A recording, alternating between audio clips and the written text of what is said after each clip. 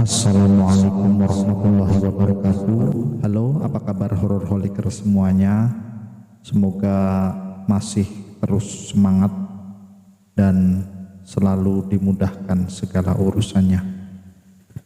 Pada kesempatan kali ini, horor holik akan membacakan sebuah cerita kiriman dari salah seorang subscriber kita dan diberi judul Pacar Halus.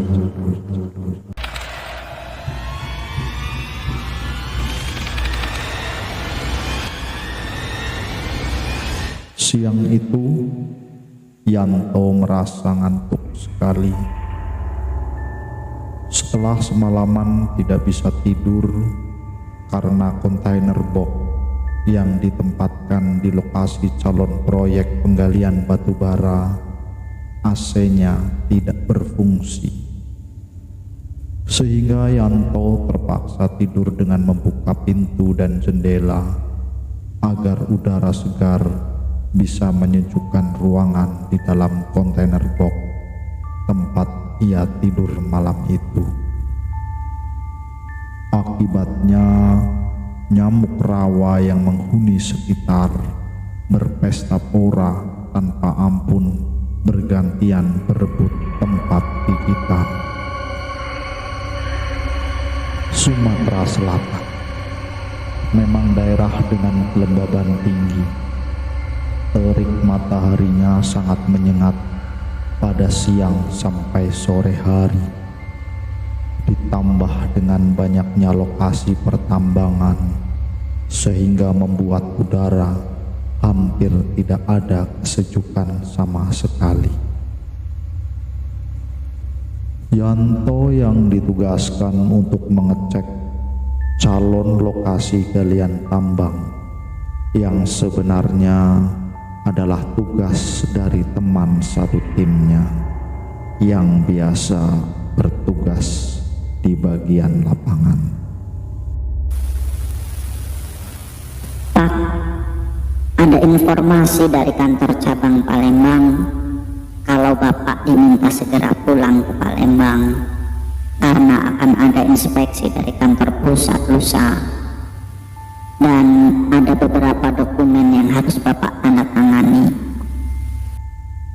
Jelas Edo yang semalaman menemani Yanto tidur di kontainer box. Oke Dok, tolong siapkan supir yang bisa mengantarku ke Palembang. Perintah Yanto ke Edo. Edo pun segera bergegas menuju terminal armada yang ada di sisi kanan lokasi tambang. Selang beberapa saat, Edo kembali sambil nafasnya ngos-ngosan. Waduh, maaf Pak, semua supir sedang tugas. Kebetulan mereka sedang mengecek lokasi yang ada di seberang, termasuk supir cadangan. Paling besok pagi mereka baru kembali. Jelas Edo pada Yanto.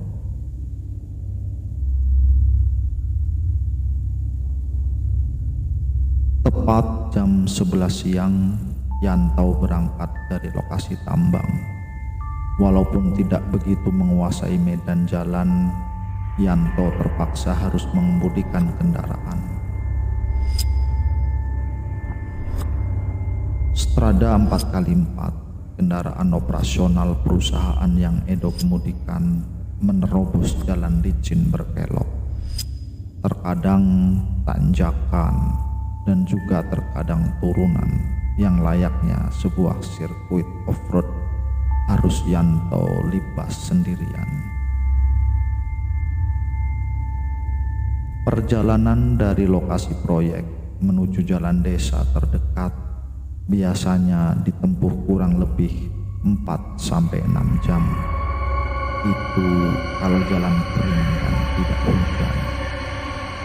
Mendung bergelayut di arah kanan, seolah-olah menakut-nakuti Edo yang tidak sepenuhnya yakin bisa menyelesaikan perjalanan. Namun tidak ada pilihan lain selain terus dan terus memberanikan diri untuk menyelesaikan tantangan.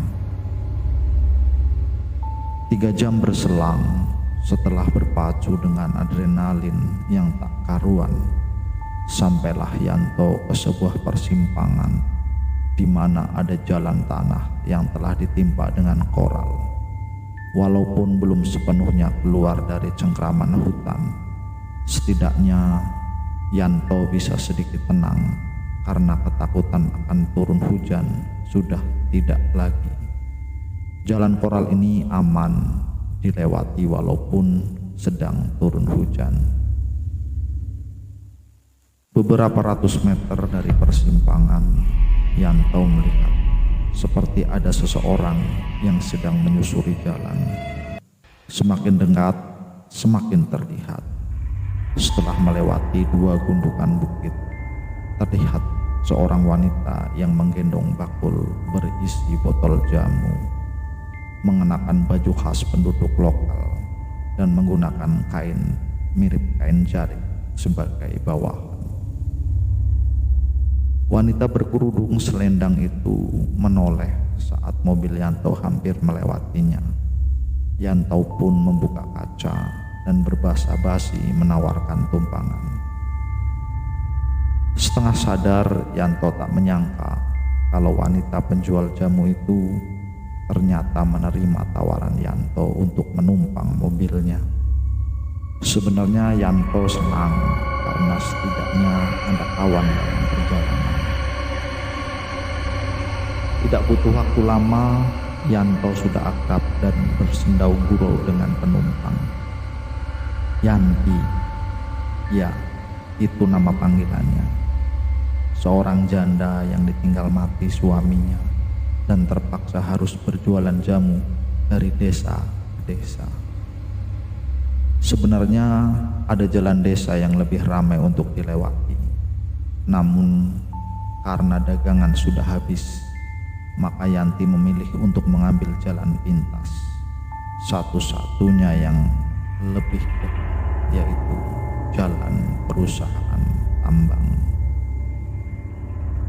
Perjalanan yang Yanto prediksi sekitar 1 jam untuk menjangkau desa terdekat ternyata harus pupus karena ada truk batubara penuh muatan yang tergelempang, sehingga mau tidak mau Yanto harus menunggu alat berat datang dan mobil penghalang disingkirkan. Tepat jam 5 sore mobil Yanto baru bisa kembali melanjutkan perjalanan. Yanti yang sebenarnya bisa saja melanjutkan dengan berjalan kaki, namun karena tidak enak sudah diberi tumpangan, maka tetap menemani Yanto sampai bisa kembali melanjutkan perjalanan. Mendung kian menebal. Sesampainya di persimpangan, Yanti minta izin untuk diturunkan karena rumahnya ada di ujung jalan sebelah kiri persimpangan. Yanto yang tidak tega jika Yanti harus menerobos hujan, akhirnya menawarkan untuk mengantar Yanti sampai ke depan rumahnya. Wah, Mas, jadi merepotkan, kata Yanti sambil tersipu. Yanto yang sedari tadi sudah mulai sering melirik dan mulai merasa senyum Yanti cukup berkesan. Hujan semakin lebat, petir menyambar. Rumah Yanti ternyata ada di ujung desa, jauh dari tetangga, sebuah rumah panggung yang berukuran sedang. Yanti memaksa Yanto untuk singgah sejenak ke rumahnya. ngopi dulu Mas, biar nggak ngantuk. Perjalanan masih jauh loh, sekalian istirahat sebentar, rayu Yanti sambil sibuk membereskan barang bawaan. Seperti kerbau yang dicucuk hidungnya, Yanto menerima saja tawaran itu. Hari yang mulai gelap, petir tak henti-hentinya menyambar. Mas Yanto, istirahat aja di kamar, itu kopinya sudah saya siapkan. Yanto yang sedari tadi berdiri di samping jendela menatap hujan bersiap menoleh. Di kamar, Yan. Nanti kalau ada orang yang tahu bagaimana? Kata Yanto kaget dan heran. Ini ujung desa, Mas. Jarang orang lewat kalau sudah malam, apalagi hujan seperti sekarang. Ucap Yanti sambil menenteng anduk menuju ke belakang. Yanto menurut saja, masuk ke kamar sambil mengamati sekitar. Ini sepertinya kamar utama, bukan kamar tidur yang biasa dipakai oleh tamu, pikir Yanto. Sebuah ranjang besar dengan kasur kapuk yang dibalut kain sprei merah, 2 bantal dan 2 guling di atasnya. Lemari besar yang berisi pakaian dan ada beberapa perkakas, serta meja kaca yang sepertinya dipakai Yanti berias. Di samping ranjang ada meja kecil dengan vas bunga, dan di sebelahnya ada secangkir kopi yang masih mengepul, menggugah selera Yanto untuk meminumnya.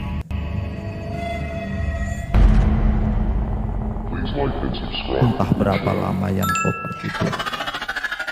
Dia kaget saat terbangun. Di sampingnya tergolek Yanti yang sedang tertidur pulas. Yanto awalnya bingung dan ragu, menimbang-nimbang apa yang seharusnya dia lakukan.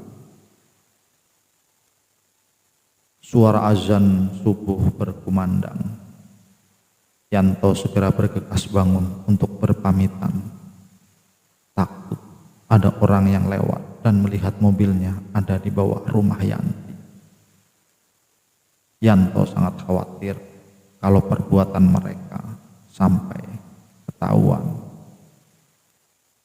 Setelah sedikit memadu kemesraan, melanjutkan apa yang tersisa dari apa yang sudah mereka lakukan semalam, Yanto segera turun dari rumah panggung dan masuk ke dalam mobilnya. Suasana masih sedikit gelap hingga Yanto tidak bisa mengamati sekitar. Setelah sejenak keluar dari halaman rumah Yanti, mobil Yanto mulai menyusuri jalanan. Namun baru beberapa meter, mobil Yanto seperti tersangkut benda keras. Padahal Yanto merasa sedang berjalan di jalanan koral yang tidak ada penghalang. Setelah mematikan mesin, Yanto bergegas turun dari mobilnya. Suasana masih remang-remang saat Yanto menyalakan ponselnya dan melihat apa yang menyangkut di bawah mobilnya. Yanto kaget.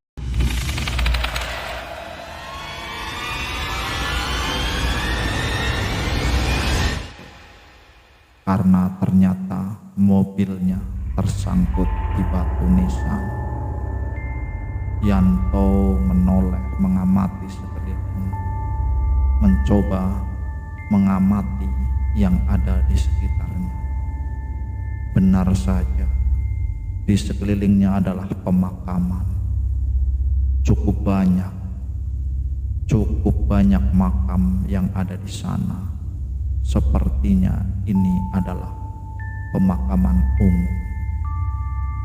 Masih ada yang berupa gundukan tanah merah, ada yang sudah disemen, dan bahkan ada beberapa yang sudah dikeramik. Iya, sepertinya ini adalah pemakaman umum. Yanto mencoba menoleh ke arah rumah Yanti yang baru beberapa meter dia tinggalkan. Namun iya, rumah yang semalam ia tidur sama sekali tidak terlihat lagi, lenyap bak ditelan bumi.